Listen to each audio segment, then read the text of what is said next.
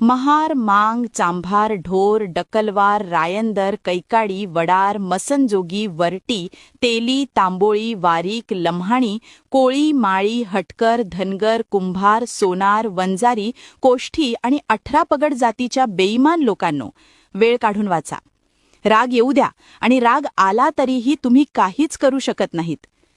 Doctor Babasaheb Ambedkar हे फक्त महारांचे म्हणजेच आजच्या बौद्धांचे हा बोड गैरसमज डोक्यातून काढून टाका.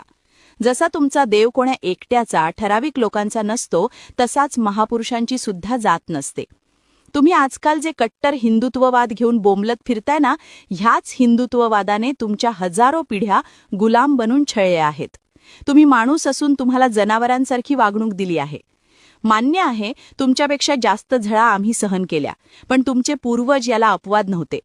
मी बघितलंय, तेली, नाभी, वरटी, कोळी व मांग, चांभार, ढोरांची लोक उरलेले विटके मागून खायचे.